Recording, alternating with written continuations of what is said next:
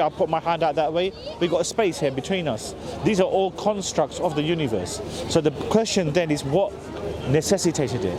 So if we're to argue there is no universe but it came into existence, so by definition what we're saying, something has caused it. So does that thing, whichever has caused it, does it have an ability to think? Does it have knowledge? Does it have a will? Now, everything that begins to exist has a cause. So we can look at the only thing which can possibly be an uncaused cause has created the universe. So in that argument then what created the creator? Right, so that's a good question. So what happened, which is a common response given, but the point then is if you continue to ask who created the creator, who created the creator, that would go on ad infinitum, which means that the problem of something referred to as infinite regress. That means if you get an infinite past chain of events, then you would not even be in the present because it goes on forever. And then if you don't have a starting point, you wouldn't come in the present.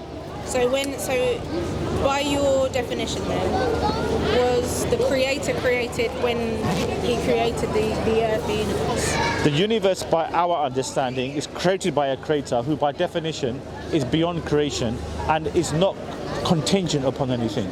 So like I said to you, if you're saying, okay, but what about the creator, where does he come from? The problem with that asking that question is that if you keep on asking this, who created that creator, who created that creator, who created, that will go on forever. That's what you call infinite regression, meaning that will never. And then if it goes on forever, there will never be a starting point, and there's no starting point, we wouldn't come into the present. But that contradicts your statement in relation to the universe about there not being, the starting point. Could it have just come about? No, but it doesn't contradict. What I've tried to show to you is what are the other possibilities that a universe came into existence. There's obviously to be fair, I'm no scientist, so no, that's fine. But there is the Big Bang theory of everything, happening in that sort of explosive moment. Yeah, but what I'm asking you to reflect upon, what initiated that explosive moment? So what I've tried to reason with you, did that explosive moment come about by itself? And the answer is I don't know. I'm sure if I was more knowledgeable in that front, then I'm sure there'll be a scientist out there that could probably explain it for me. That's it, because you know what, we go into the realms of the philosophy of science. Science, all the scientists can do is observe and testify that which is observable. But because they can't tell you what was that singularity before the universe or why it came into existence, then the question that you need to understand, this is beyond science as well.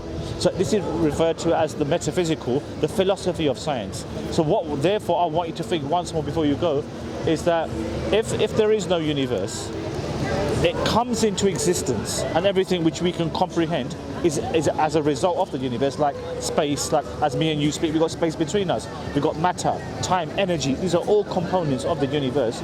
So it begs the question, what caused it to come? If you say you don't know, then you've got to look at, okay, you don't know, but what are the possibilities of it coming into existence? So the possibilities I've run through with you, either it's always existed, the universe, which is, the science tells us that's not the case. Present-day science tells us that's not the case because it tells us that the universe came into existence. And then the other possibilities are, did the universe create itself, which suggests it's got a conscious mind and it came about by nothing? But it's like saying a mother gives birth to herself. It's not analogous. It just makes no sense. So the only other possibility is something beyond the universe created the universe, and it necessitated the universe. Otherwise, there's no other explanation. If you say you don't know, that's fine, but then you look into those possibilities. So therefore, what we say, something which is beyond the universe. Do you know the universe is made up of parts? It's contingent upon parts which come together to form the whole. But the question is, what are these set of contingent things which form the whole? And hence, we don't get an answer for that because it's something So by definition, what I'm saying is that we are left with an only palatable conclusion that there must have something must have originated it. So what we say, that must have been a creator. That's the only. Sherlock Holmes once said that whatever is left over, just say in a crime scene, and you dismiss the other possibilities, whatever's left over, that must be the truth then. Yeah, I don't dismiss the possibilities of something else necessarily. Yeah. It's just not necessarily what I'm sort of a live and let live kind of person. What you believe is what you believe, and I'm happy that you absolutely continue on that path, and I'm happy to be on potentially a separate one, you know? No, that's fine. But like I said, I hope those points have resonated with you. So when you said earlier it's a contradiction, it's not a contradiction. Because in essence, what I've tried to show to you, so we've got a human mind, we think. So we think, okay, what are the possibilities? A universe creating itself, universe which always existed, a universe with somebody perpetuated. These are the only possibilities. There's no other logical third or fourth or fifth or sixth or seventh possibility. Only these are the possibilities. Either the universe came into existence by itself, meaning it decides to pop into existence, which makes no sense because nothing is the absence of everything and anything. So nothing can get. As I say, if I knew more of the science, I would argue my case better, but I can't. However, there are people out there that would be able to. So yeah, I think we'd have to agree to that's fine. disagree on What I could do, could I offer you perhaps a copy of the Quran in English, free of charge? We're giving it to the public. As you can see, we've got literature on the table. You'd be very welcome to take a copy. Give me the highlights. Okay. So you asked me, what do I know about Islam, and I said not very much. So what are the core, like, fundamental parts of Islam? Okay, so the prelude that I gave, a belief in a creator, a God. So in our paradigm, it makes no sense whatsoever that a creator has created all this gargantuan universe purposelessly, for no purpose. Surely there's a purpose behind it. So what we therefore say is that we are creation of this creator. Yeah. And therefore, it makes sense that a creator would want us to live a life according to the will of that creator. Because if we agree the universe came into existence, it had a creator, the creator has a purpose for us, then only naturally what will follow is, what does he want from us? Right. Does he want us to recognize him? For example, you've got two nice eyes, you've got a nose to breathe, a mouth to eat, air to breathe, everything is conducive to life. These are what you call things which nothing can buy. If I was to offer you £50 million for your two eyes, would you accept it? Never, would you? Because it's irreplaceable, and it's also... There's not many things I wouldn't accept 50 million for, but not my eyes. Precisely. But why did I say that? It's because these are a gift given to you for free.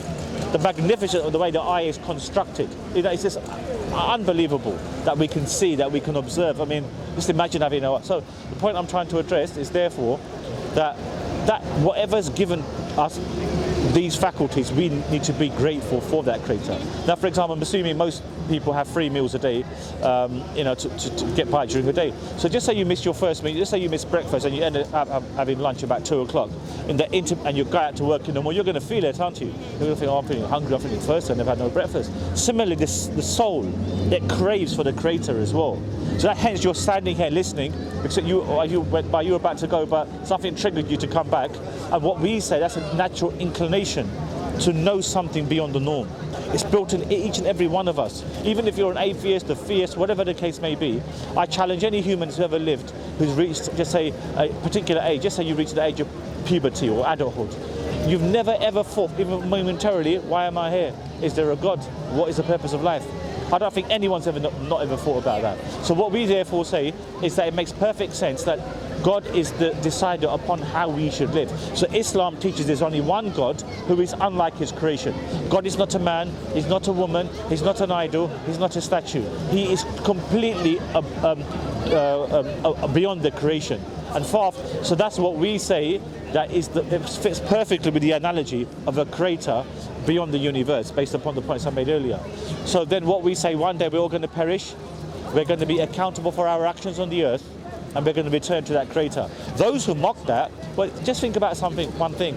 The fact that we're here miraculously in itself is a huge testification that something so complex like human beings have been designed. Everything is perfectly coordinated for our existence. The sun is 93 million miles from us, which is fortunately beaming down today. Did you know if it was just a few miles further away or a few further miles in, we wouldn't be able to survive? The air that we breathe, 78% is nitrogen.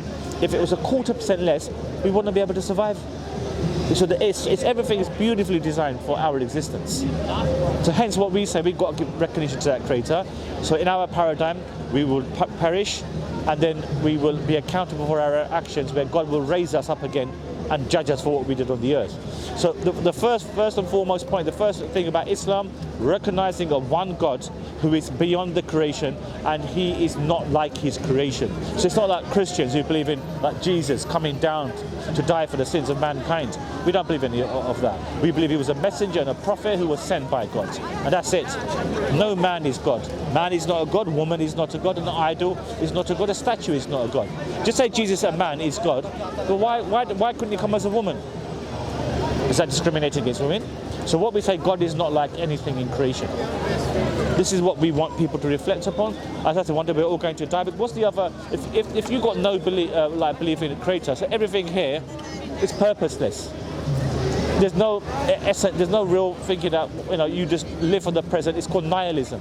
There is what about the other creatures on this earth then? So we're obviously human beings, but you get animals within this same universe. Yes. Do you think that they've got the complexity of knowledge to understand that there is a creator, and their lives just worthless and meaningless? No, I don't think they're meaningless, but obviously we as humans, even various scriptures teach, we are like custodians of God's creation. We exemplify or personify God as his representatives, because he's given us faculties and abilities far beyond any other creation, if you see what I mean. So animals, yeah, certainly they're sentient beings. They can feel, they are observant, but they don't have the mental capacity and the rigidity that we have, or the set methodology of our cognitive functions that they have, you see. So yeah, so we must be good to all of God's creation. So yes, certainly, but in terms of who we are as human beings, and we can only think within that paradigm. Therefore, like I mentioned, we're only on this earth for a limited period of time, then we're no longer here, and hence we need to reflect what is our purpose. So like I said, we pray 5 times a day. I'm not sure if you're aware of that.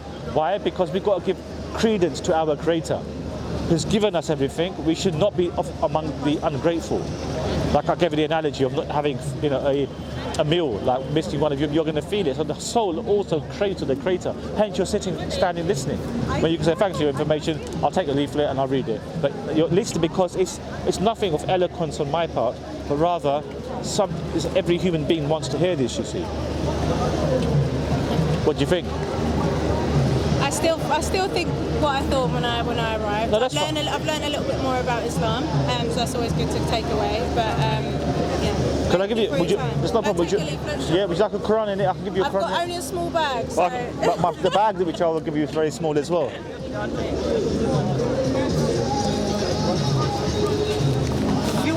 Okay, so it's a nice little small bag. We've got all the leaflets in there, copy of the Quran. Have a good read. We're here every Saturdays from 2:30. If you want to come by, you'll be most welcome to. Thank you so much, Sam. Good evening. Good day to you. Fantastic conversation with a pleasant lady. She was set in her ways in certain beliefs, but I think whilst I was speaking to her, some points were resonating. May Allah guide her, inshallah. Assalamu alaikum wa rahmatullahi wa barakatuh.